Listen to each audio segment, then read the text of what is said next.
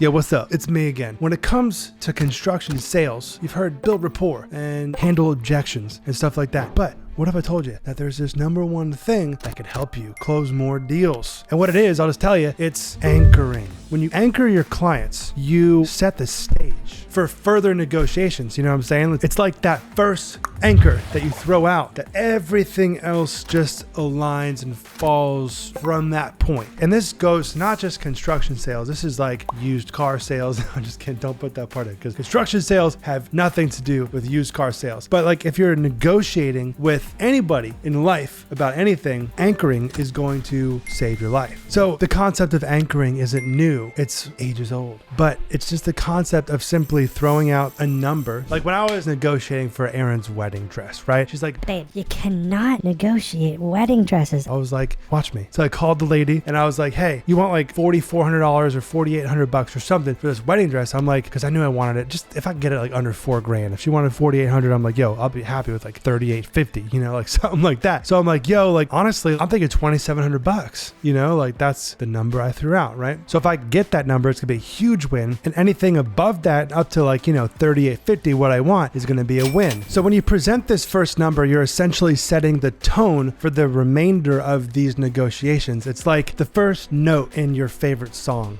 you know? It sets the whole tone for the whole experience of that song. It's the key that it's gonna be in, you know, the first page of a book that you read. I mean, you want it, the rest of the story should kind of unfold off of that. So this anchoring technique can give you a whole lot of leverage when it comes to negotiations. So talking about construction sales specifically, that first number, like if I have a job and I'm like, okay, $350,000, right? That first number, even if it turns out to be a $312,000 job or whatever, is the perceived value of the job. You kind of smell what I'm stepping in here a little bit. You're picking up what I'm putting down, you know? The client is going to view the value of you and your company at a little bit higher dollar mark. Now, if you're in the negotiating aspect on the other end, you know, I threw out $2,700 for the wedding dress and they're like, man, this guy is only willing to pay $2,700. So anything that I get as the wedding dress seller above that is going to be a win. So you see, that's what anchoring does to the mentality, the psychology of a person is, oh, well, anything above or below, depends on what side you're on, that anchor point is going to be a win. Important note that when you anchor higher, your credibility is on the line. So you have to be able to live up to these standards of these higher dollar values, bro. If you can deliver a $3.5 million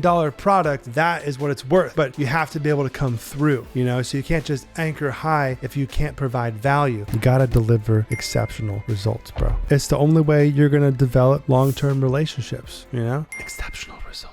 So anchoring isn't just a sales technique, it's a psychological principle that influences how we value and perceive things. In construction sales, understanding and effectively utilizing anchoring will lead you to better negotiations, higher perceived value, and ultimately increased profitability. Straight from my Apple Notes.